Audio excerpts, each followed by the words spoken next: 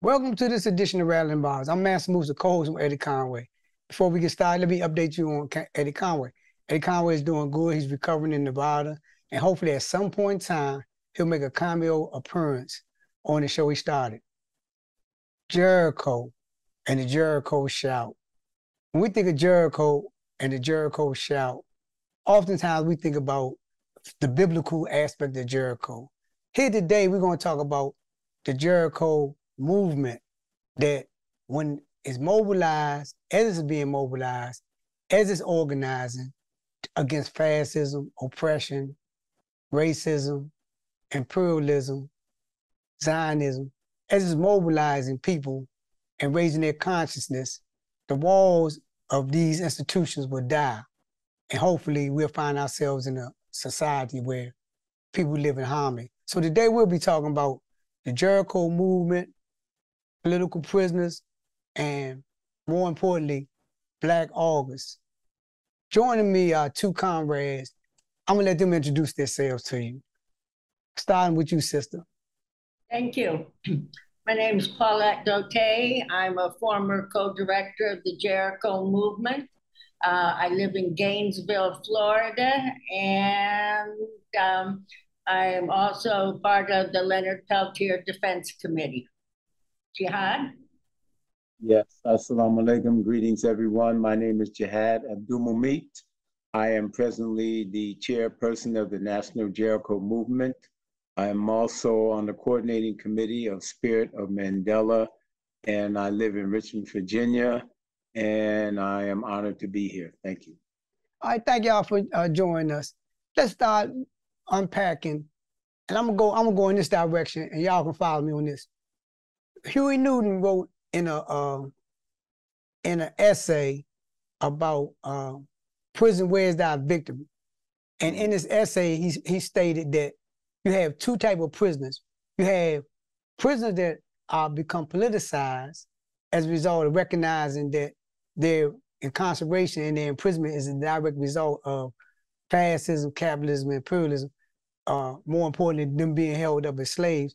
And then you have a prisoner that is more in line or more in tune with what we call illegitimate capitalists.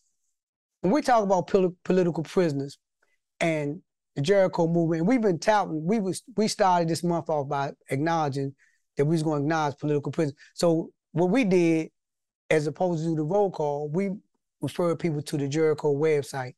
And the reason why we referred people to the Jericho website was because of the list of political prisoners that's y'all updating and constantly making people aware. Why is it so important that, and y'all can take this question independently, why is it so important that we remember or acknowledge people that have been labeled political prisoners and prisoners of war? Why do we remain steadfast, or why should we remain steadfast in this? Well, for one thing, we should never leave a comrade behind. And our political prisoners are people that Jihad and I both knew on the streets at the time in the 70s and 80s when the Black Liberation Movement was in its fold, when the Panthers, when the American Indian Movement, when white anti-imperialists were all organizing against this government. We ended up with comrades who had taken direct action against the state. And for us, those are our political prisoners.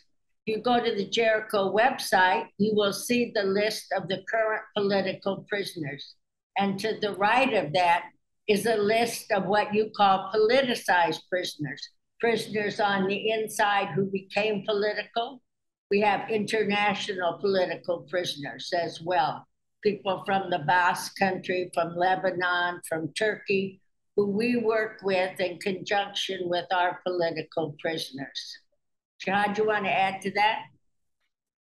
Yes, very good question, my dear brother, and thank you, Paulette. You know, we go even further to say that the one of the criteria for qualifying the legitimacy and the veracity of any liberation struggle for self-determination against oppression and systems of racism is to support those freedom fighters that have went before us, that are that are in the vanguard. You cannot move forward.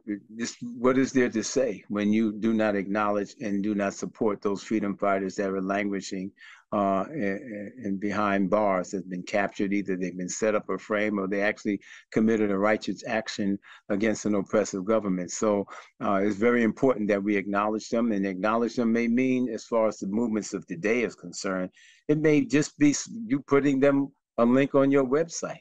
You can't do without saying something, and this was an ardent message that we really proffered to the Black Lives Matter movement. And, you know, in the wake of Breonna Taylor's death and George Floyd and the many others, that while we're picketing and protesting righteously in the streets, that this is an opportunity for us not only to educate, but to rally support among those freedom fighters. So the message to the enemy or the state would be that if we don't support those freedom fighters from the national liberation movements from before, the enemy knows that you won't be supporting anybody that's been captured today moving forward. And we cannot send that message out to not only to the forces that we're fighting against, but to each other. Well said. And you know, Leonard Peltier, Rachel McGee, you know, we got comrades that's been in there for close to over half a century, and it's unconscionable. But at any rate, let's talk about some of the because of the Jericho movement and other political groups that was in the space dealing with political prisoners, we have had some success. Let's talk about some of the successes that we have had. Starting with you, Jihad. Yes, indeed. Well, first of all, the Jericho movement starting in 1998, I think it is a vanguard organization in uplifting the names of almost all those known and unknown freedom fighters from the liberation movements of the 60s and 70s, and moving forward even in the 80s and so forth, and so on. So, you know, our successes has been, you know, keeping in the psychic and minds of all movements and people today, you know, who our freedom fighters are. You know, you know, what Jericho does is the success is in the pudding and in the mix. There is that we not only do we educate and organize campaigns for the freedom of each individual that's in prison, you know, but we also maintain the health and well-being of those by having third-party doctor intervention and massive call-ins. Successes would be noted with Robert Seth Hayes, for example, who suffered from high fluctuating sugar levels, where we're able to have direct and intense doctor intervention, and also leading to his freedom also, and even after he is free and to his death, providing that type of support. And we can talk about the same support that was behind the MOVE members, and Russell Maroon Schultz and Jalil Muntaqim and David Gilbert and Jan Lyman, all these individuals, and the ones that we're upholding right now with Kamal Siddiqui and even Dr. Mutulu Shakur, even on his deathbed. You know, Jericho, and I'm at Jericho, but also in support and conjunction, collaboration with those other righteous comrades that's doing the work, the Malcolm X grassroots movement, Critical Resistance, Anarchist Black Cross, and those other organizations, you know, working in tandem with them to make sure each comrade has the best medical attention possible so they don't languish in prison. You know, so those are some of the successes. Paulette can add some more. Very well put. One of the other successes is Jihad Abdul-Mumeet, who was one of Jericho's political prisoners. And when he came out and his time was done, he picked up the mantle from Safia Bukhari, who was one of the founders. Safia, Herman Ferguson, both former political prisoners, and of course, Jalil Muntaqim, who just got out after 49 years in prison, was one of the co-founders of the Jericho movement, because we realized by 1998 that most of our prisoners had been in at least 25 years. Their families had gone, their defense committees were exhausted and needed support. And so Jericho stepped in to pick up the work, as Safia said. We also take care of family members. Often the family members get to be extremely old. And so we have made arrangements with different organizations to help support them. And of course, we can't forget Sundiata. Sundiata, who was Assata's co-defendant, was one of the last ones to come home. And when you look on the web at him and you see that smile, I visited him. It is so, it just brings tears to your eyes to see him out and about with his little hat on and everything. I mean, that's what this is about. And it's also about that we bury them. Right. We have lost brothers. Teddy Jaheith, we buried. He's out there next to Sapia on Staten Island. And so we make sure that they're not forgotten, that if their families can't or need support, that we're there to help them so that as they transition to the ancestors and meet their comrades upstairs, that they know Jericho will help and take care of them. One of the other things that Jericho is working with now is the Spirit of Mandela, which was a tribunal, and I'm going to have Jihad give you more information of that.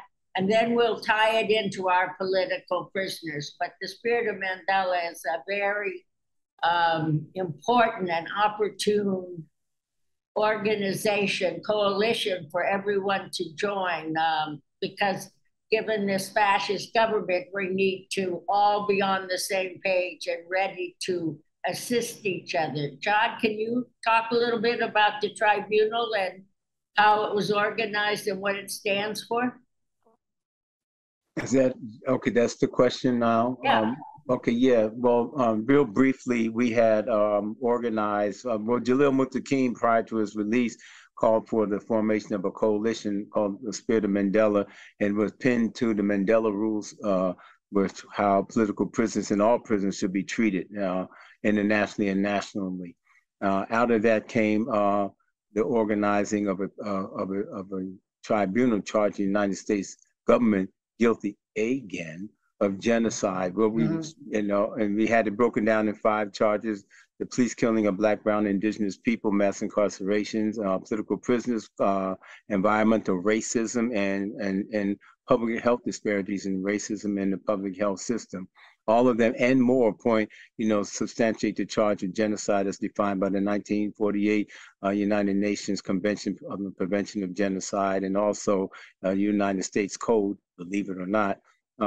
So we prove we already know, but we felt that it's very important to prove it in legal terminology, not just political analysis, but also in legal terms, so that it can resonate and be more clear with apolitical masses of people. No disrespect, but and we did that. And since then, my dear brothers and sisters, we formulated initiatives post-tribunal, and one of them is the formulation of a People's Senate, which you'll be hearing more about.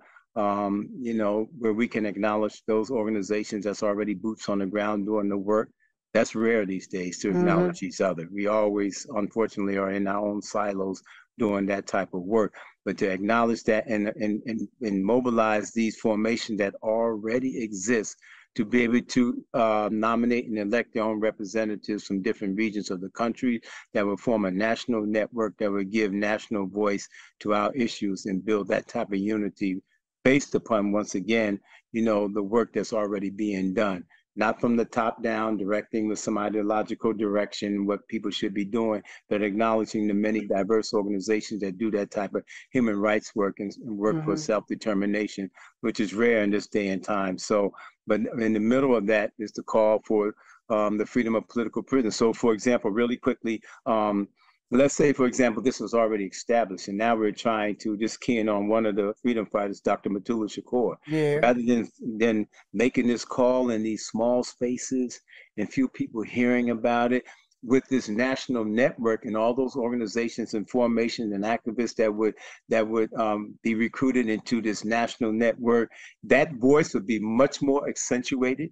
We will be networked in with each other, the workers, the unions across the country, and the students and community organizations who have already formed a network and agreement to work together. And our support for Dr. Mutulu Shakur and Imam Jamil Al-Amin and Kamal Siddiqui and Baranza Bowers and Leonard Peltier, it would be there in much, much more stronger force. And this is what we're working for. And you know what? And I want to reflect on something. And when I'm listening to what both of you are saying, right? I recall that in George Jackson, one of the essays he did towards United Front, and he was talking about the sheer number of people that's locked up and the relationship between them and the community, right? It's like it's beyond our imagination if we can find ourselves in that space. Another point I want to resonate is that you spoke on being the vanguard and being an entity in our struggle.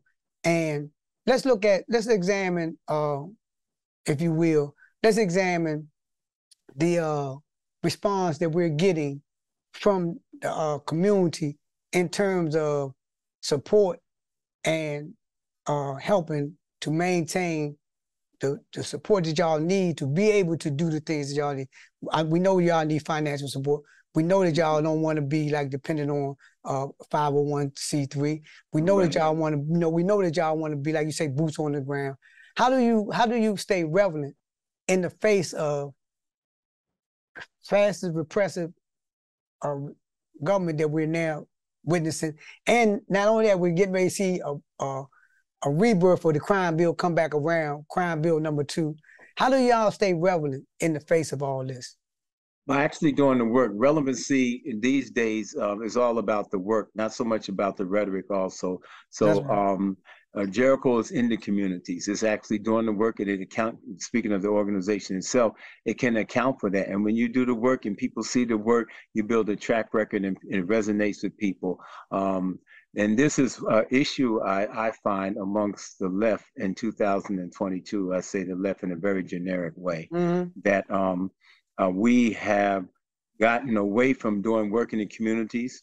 And you know, the Black Panther Party was in those communities with those survival programs. You can see those sisters and brothers in the streets with their TAMs and black leather jackets. We were there. We were dealing with drug addiction in our communities and survival programs, breakfast programs, political education classes, sisters and brothers selling the paper, dealing with the thugs and making the community safe, if you will, you know, for our sisters and brothers to have some type of communal life.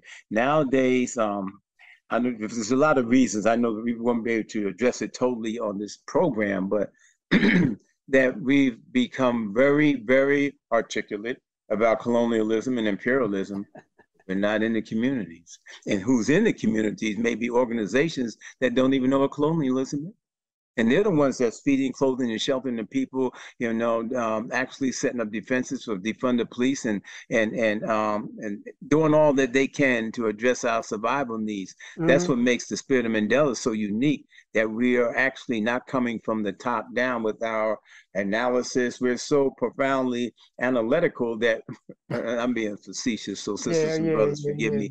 And this is not a criticism to anybody doing the righteous work. It's only a critique, an observation that I hope we can embrace and just think about it for a minute, because this is a day and age where people are beginning to really check out what you're doing, not just what you're saying and not doing. And if you say things that's really militant and radical and you're not actually on the boots on the ground doing that work, anybody, a working person, my neighbors across the street, we're gonna matter of fact, you turn people off. Because the hypocrisy of it all, in spite of our best efforts, will be readily apparent. But I think, to answer your question in a nutshell, is that we remain relevant by really being in tune with the people, embracing the people, and addressing the needs of the people, and involving the people, and establishing processes for the people themselves. Like Jalil Muttaqin said, we are our own liberators, and that doesn't come from the top down. You know, in this day and age, with this diversity in a place called the United States of America, we have to figure out processes to involve people so that they can develop their own leadership in this day and age. And there are institutions like the George Jackson University, which is online, and you know, letter writing at night. Almost every chapter, and all our comrades in ABC have letter writing, letter writing to prisoners, in which it's involved the community. You have a potluck, everybody comes, you have a discussion, people learn about it, and then they write a letter. So, you know, the more we can do in that situation, the broader our perspectives will be. That's right. And okay, let's look at what another part of our struggle, and when we talk about revolutionary culture, right? And we're in Black August month. Mm-hmm. Now, we recognize that Black August came out of a arduous time during our struggle, mainly in the 60s and the 70s, when it was all out repression on prisoners. Brutality was the norm.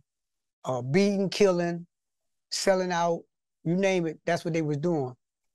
And Comrade George was assassinated. San Quentin 6 was framed. But that was only like the top.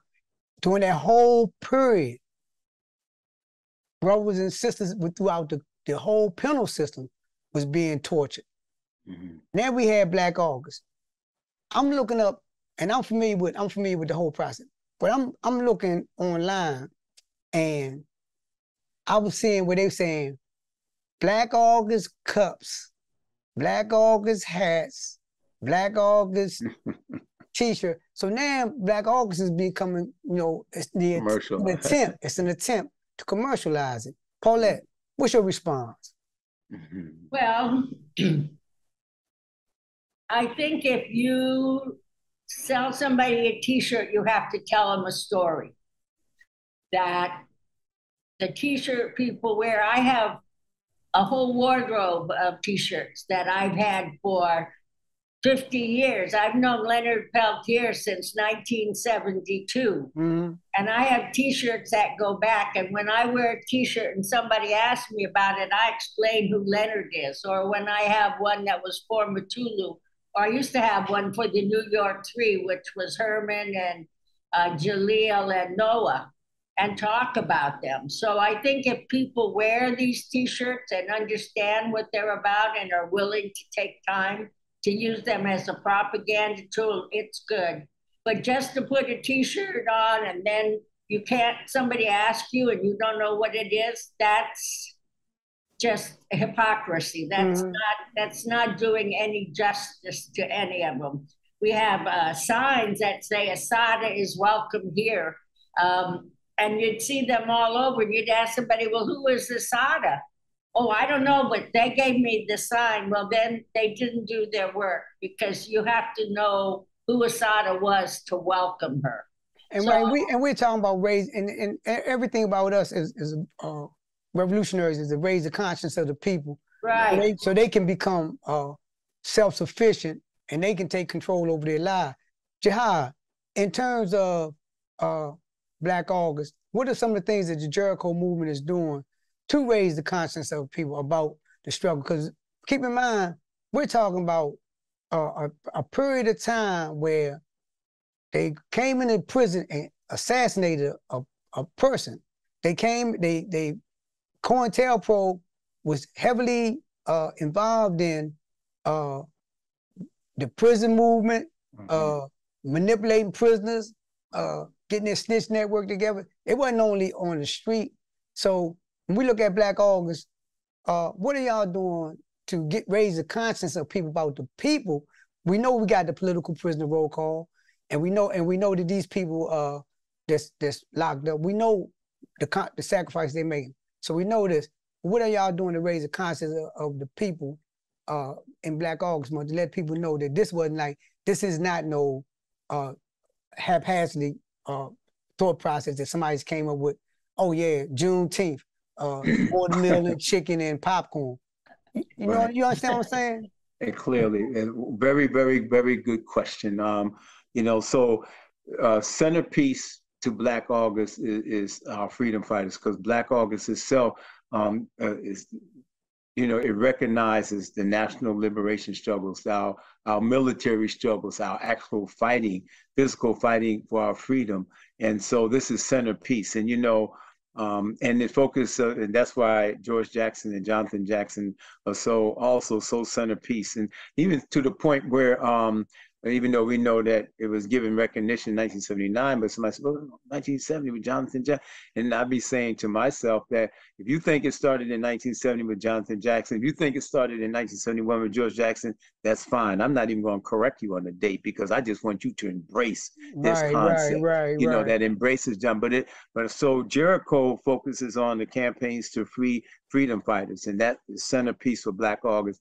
Jericho members are involved in so many other different, this is what makes it so beautiful, that our members are all over the country. They're involved in other activities locally, being relevant locally. So we not only bring the message of Jericho specifically, that we humbly avail ourselves to the efforts that's happening on the ground. So we're involved, I myself and other members are involved in a lot of local Black August programs and projects, what's going on. You know, Black August coming out of the bowels of the beast, you know, where we study, we reflect, we fast, we train our bodies, we do some reflection, we practice Sankofa, going a step back to go 2 steps forward. And so all these things, these are principles that are part and parcel of the Jericho movement itself. Black August gives us an opportunity to be involved on the ground and explain how the connection with freedom fighters are, which is, like I said, this is what Black August is all about. Freedom fighters that fought physically for our freedom. And so, yeah, so we're really right in the mix. I just want to also backtrack just on a real quick thing, because Paulette mentioned a very, very interesting point that we need to strategically realize that when the first question you asked, and the commercialization of Black August, and just like the Malcolm X hats, and that we as a movement, being that this is a capitalist country, when people start to do that, you know, hopefully by our track record of consistent revolutionary work in the communities, we'll be able to utilize that in our best interest. It's a segue to educate, as opposed to like them people, which, like you said, it might be filled with so much hypocrisy. People are making money off our movements, but we can't change that. What we can do is use that for our own momentum, which is all about strategy and building. And like we see somebody with Assata is welcome here. On my job, I'm a caseworker here, my dear brothers and sisters, in Richmond, Virginia. And in every office in this is a free health clinic. Believe it or not, I work in a free health clinic. I worked in the free health clinic and back in the Panthers. I'm in one now. In every office, there's that sign. Assata is welcome here. And they had a tour of young Black ladies come in through the local university, and they didn't, like Paula said, they didn't know who Assata was. But then when they saw that sign, it gave me the opportunity to explain. So it's just about how we can utilize moving forward. We got our own strategy, but that strategy should be able to embrace the reality, the social political reality of where our people are right now. So we're going to use, you can wear your Malcolm X hat, and I'm going to give you the opportunity to explain who Malcolm is, you know. But yeah, that's how it is. So once again, my dear brothers and sisters, Freedom Fighters is a centerpiece for Black August, and Jericho is a centerpiece for campaigning for freedom fighters for their release. And so it goes hand in hand. We recognize that when George made the analysis about the autonomous infrastructure, and that's basically what we're seeing with the Jericho, as you outlined it just now, you know. And I remember during our incarceration, Eddie, the party had sent out word to decentralize, but the decentralization wasn't to say that you're no longer a revolutionary. The decentralization was to say that you've been in this space organized, you've been in this space raising constant, now go out and do this in the community and start building the infrastructure. And one last point on that, I remember reading a book about the war in Vietnam, and the North, what they did at one point, they organized village by village by village, all the way down until they united Vietnam. Go ahead, Paulette. Well, I was just going to say, when you mentioned what went on in the prisons in the 70s, that this pandemic has acted as a force for our prisoners. Mutulu Shakur has had COVID 4 times. Leonard Peltier has had it. Sundi Ada had it. And so this pandemic has acted in a way as a guard because it isolated the prisoners. You couldn't hear from them. There were no letters coming in or out, no phone calls, because they said for the security of the prisoners. But what that meant at that time was everybody was isolated. And, you know, you didn't know what was going on. And as it opened up, we found out that many of our older political prisoners had a very hard time with COVID and that they were not getting booster shots, you know, and so it was a way to let people die inside and the government just to let it go by. So, you know, there's always this way that the government will use these different actions or diseases or whatever. Hep C was another one, you know. Matulu had it, you know. Mumia fought against it and was able to get the whole state of Pennsylvania vaccinated against Hep C and things. Yeah. So our prisoners have taken these on and organized inside the prisons and been able to be responsible for helping each other inside. One last question, and both of y'all can weigh in on this one. We recognize now that one of the directions that's taking place, and we interviewed an activist the other day on this, is the decarceration and the abolition movement when it comes to prisons. We gaining momentum in terms of people starting to raise people's awareness about the prison industrial complex being the new plantation and mass incarceration being the prisons of the chattel. Where y'all stand at in terms of the abolition? Do y'all have a position on the abolition movement? Are y'all directing it? Where do y'all stand at on that, if y'all have a position?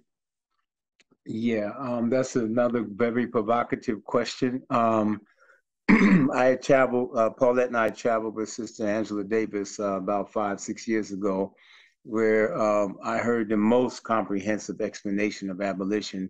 My personal position and Jericho's organizational position is that, yes, abolishment of the prison industrial complex, abolishment of these structures, but what has to happen that's not talked about enough in commensurate with that is the building of our own infrastructure.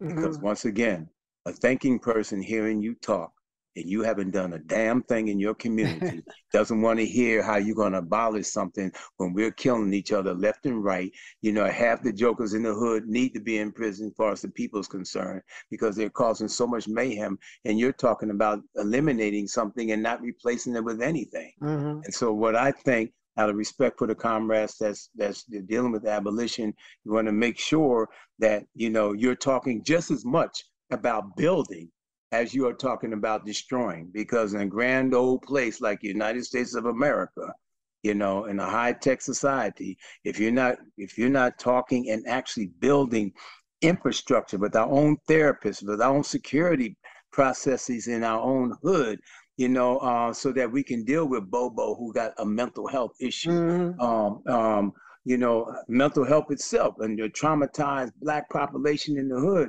you know, that we're killing each other through the throw up of capitalism and how we've been Jim Crow to death and divided against one another to the point where it's at a frenzy right now. So while you're talking about this, because let me just say this, it's much more easier, in my humble opinion, to stand in front of the police station, in front of a prison and demand the destruction of that. But are you going to actually go into the hood where the drug dealers are and the gangbangers are with that type of position? Because really, I could be wrong, it's my own opinion, you're protesting the police, banking on the fact that they in their oppression, they still have enough discipline where they're just not going to gun you down in the street like which has happened in Kent State and Jackson State. But you're banking on that not happening. And when it does happen, and you say, look what they did. Yeah. But you ain't going to do that in the hood. That's a different type of situation. It's much more easier to even protest these structures that's probably going to stay the same than you to do the nitty-gritty work of building structures in our community that would make, when you talk about the abolition of something, that would make sense. Yeah, that's right. that's going to make sense. And that's just me. I'm in the community every day, even through my job. I'm 68, almost 68 years old. I'm still in the community. Right. If you're not building those survival mechanisms and making them real and tangible, commensurate with the standards of 2022, and I'm not just talking about a storefront. If you're talking about governing our people and self-determination, we're going to have to start amping it up a little bit when we're talking about tearing down something and letting, because unfortunately, just like a war in not Vietnam, but in any country that imperialist wars have ravaged, and then when you pull out, you see the mayhem that's left. The United States going there with their imperialistic design, they extrapolate the wealth, the oil, whatever. They dethrone the government there, and they impose their own corruption there. Now it's time to pull out. Those communities, those nations are devastated. The same thing, when you want to abolish something that's been there for a long time, you better have something intact to replace it, to address our own devices. If that's not the case, it's not even going to go nowhere anyway. This is just a conversation. That's not even going to happen anyway. You know it yourself. Ain't nobody abolishing a daggone prison. Yeah. Even in Cuba, when I was in Cuba as Venceremos, they are still struggling around that particular question. Now, their relationship to the prisoners is much different. Prisoners are allowed to go home. Prisoners are moved from one part of their country to another part of the country where they were not involved in anything.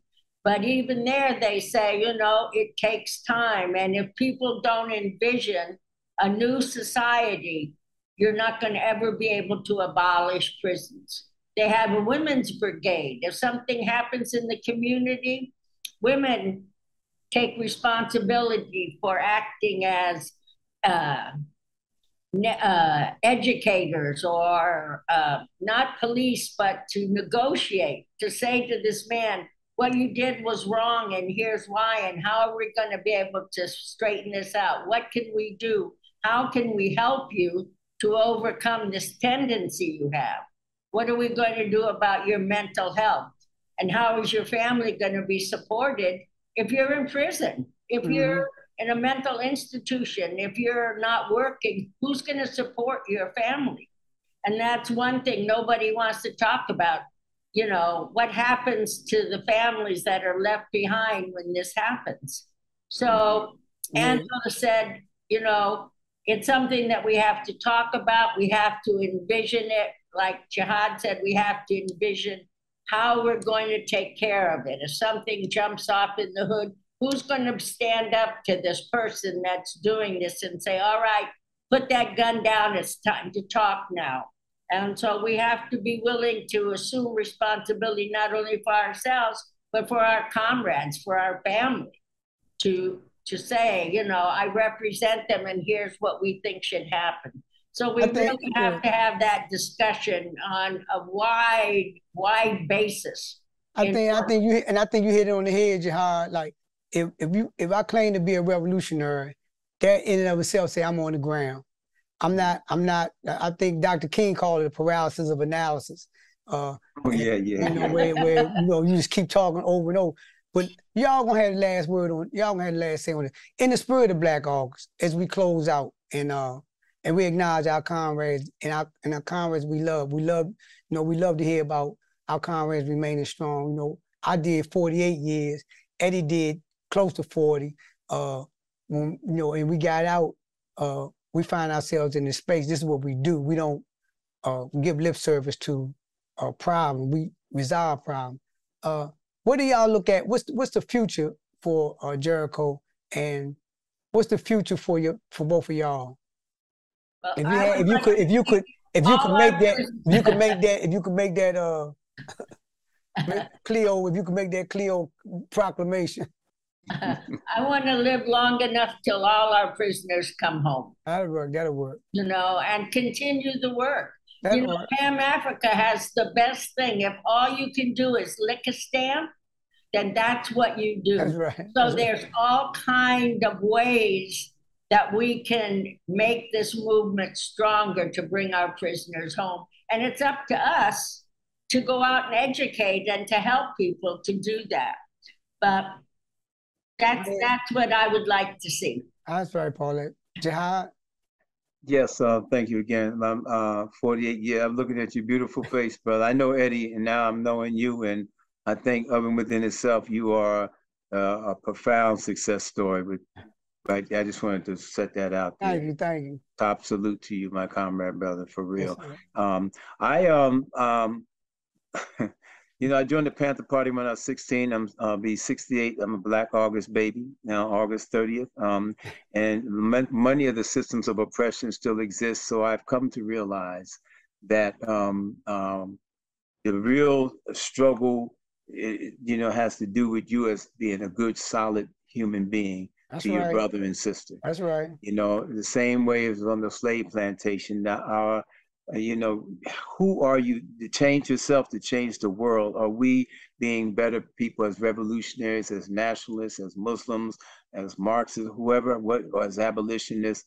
And I do want to clarify that we support the idea of abolition. Just want to make sure that abolitionists, you know, whatever capacity you're working is doing the work on the ground to build our own infrastructure to take place of what you're talking about, destroying and getting rid of. But I would say that every individual, where I see myself, I want to die at peace inside of myself.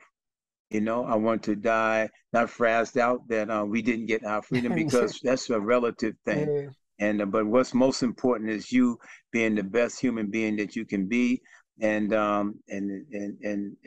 helping another person. This is a protracted struggle. May go on forever, or may change in the next 5 years based upon the next election, and people, you know, have this overwhelming thing. But I'm just going to work in my own capacity, the best I can, to help another brother or sister, you know, to free our comrades. And I want to die in a state of peace with myself, regardless of what the remaining, what the social, political, and economic condition are at the time of my death. And I told Dr. Mottola, I just wrote him a letter. You may die in prison, comrade, but you want to make sure that you, which I'm sure is clear in his mind, but your supporters are not, oh, woe is me. Look what happened to Mottola. You make sure you die as a warrior, even if it is in a dank cell handcuffed to a gurney, because we know the nature of our enemy. It's the same beast that castrated us, hung us, put us in the bottom of the lake. It hasn't changed. It hasn't changed. So if you, even if you were shot and hung from a tree, you know, what's inside of you and how you died, and I know it's easier for me to say I'm sitting in the couch in my living room, but the message doesn't change, you know? So we want to make sure that that die in the state that you are doing the best that you can, you're giving your best, and now it's your time to transition. And that's, be at that type of resolve with yourself. That's just my message to myself, and I hope it resonates in some type of way with those that are listening. There you have it, the real news, dying but fighting back. That was Claude McKay. Yes, right, Claude McKay. Yeah, that's right. Yeah, and we recognize that, you know, we was involved with Jalil and them when we took the problem of the prison to the UN. I corresponded with Sudi Ali, and I corresponded with Jalil for close to like a decade or better. So I recognize what's going on, and like y'all, both of y'all was very succinct in stating the fact that it's about us. We determine what goes on with us. We don't nobody outside of us determine that. We determine what goes on within our community. We change the narrative in our community. Don't nobody come from outside with a doctor's degree and change the narrative what's going on in our community. We change the narrative. We recognize the trauma and we change the trauma. We don't ask nobody to come in and make an analysis on trauma and then give us some money. We make the change on trauma to heal people. So there you have it, the real news, and about Jericho and the Jericho shout. Walls of ignorance is coming down by the organizing that they're doing in the community, raising the conscience of people. There you had the real news about our brothers and sisters, political prisoners, that are now being held in captivity and bondage, new form of chattel. There you have the real news about Black August and what this means. And I thank you, brothers and sisters, for coming. I thank you, brother and sister, for coming and joining us. And I really appreciate this political discussion. I'm giddy because I like being in a political environment, talking politics. So this is like best thing to me to slice bread. Well, we want you, my dear brother, to offline, send us, a couple of pages about you. So we would love to put that on our website and our newspaper. I think you're a hell of a success. Thank you, bro. I appreciate that. People should know that as a lesson. I know you're not tripping on it in any other way, but just wanted to put that out there as a salute to you in Real News. I would definitely make sure that that's known just as a inspiration lesson. So okay. I'm inviting you to do that. You got that, bro. Eddie was one of our political prisoners, and so this Real News was his brainchild, and he talked about it often. And so to get to be part of it and to be interviewed and talk with you, it just shows that our political prisoners are the best of the best, that what they care about is really the people. And Eddie has shown that with the development of Real News, and I say thank you. There you have. Free the land. Yeah, free. Hey, keep supporting the Real News. Keep supporting Random the Bars. You can go to our website and see how you can support it. Master Moose on behalf of Eddie Conway. That's the Real News.